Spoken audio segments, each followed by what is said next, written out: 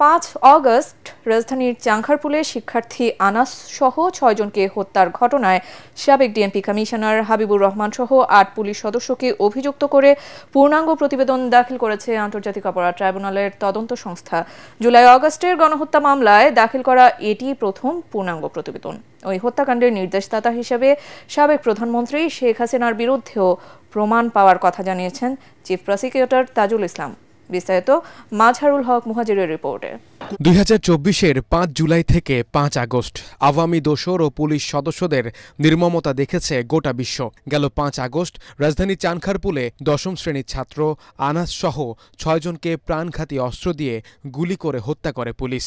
এই ঘটনায় করা অভিযোগের তদন্ত শেষে সাবেক ডিএমপি কমিশনার হাবিবুর রহমান সহ 8 পুলিশ সদস্যকে অভিযুক্ত করে চিফ প্রসিকিউটরের কার্যালয়ে প্রতিবেদন দাখিল করে তদন্ত সংস্থা। আমরা সব একেবারে টপ কমান্ডার এবং সরাসরি সম্পৃক্ত তাদেরকে বিচারের আওতায় আনব। যদি এখানে আপনি সব পুলিশকে বিচারের আওতায় আনেন তাহলে কখনোই এটা জাস্টিস হবে না বলে আমরা মনে করি, এবং এটা প্র্যাকটিক্যাল না। সরাসরি সম্পৃক্ত যারা তারা এবং তাদের সুপিরিয়র কমান্ডারদেরকে বিচারের আওতায় আমরা আনছি। সে কারণেই 8 জনকে আইডেন্টিফাই করা হয়েছে। আরও যে সমস্ত ঘটনা ঘটেছে সেগুলোর জন্য তদন্ত অব্যাহত আছে। যেমন চানখারপুর এলাকায় শুধু পুলিশ না, কিন্তু সেখানে আওয়ামী লীগ, যুবলীগ, তাদের কমিশনাররা এরাও সম্পৃক্ত ছিল। তাদের ব্যাপারে আলাদাভাবে তদন্ত চলমান আছে এবং তদন্ত সমাপ্ত অন্তে তাদের বিরুদ্ধে চার্জশিট আসতে পারে, মানে সম্পৃক্ততা পেলে।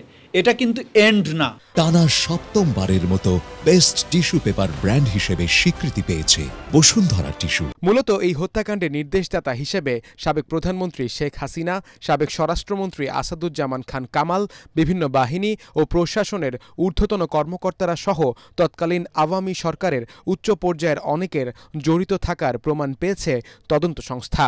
তবে শেখ হাসিনা সহ বাকি সুপিরিয়র কমান্ডাররা জুলাই আগস্টে সারা দেশে সংগঠিত অনেকগুলো হত্যাকাণ্ডে যুক্ত থাকায় তাদের বিরুদ্ধে আলাদাভাবে তদন্ত চালাচ্ছে আন্তর্জাতিক অপরাধ ট্রাইব্যুনালের তদন্ত সংস্থা।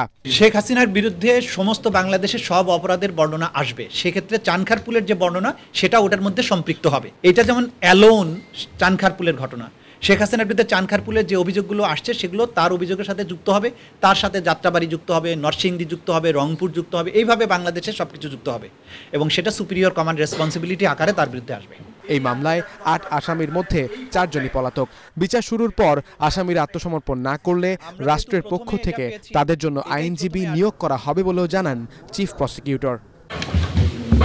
মাজহারুল হক মুহাজির, ATN বাংলা, ঢাকা।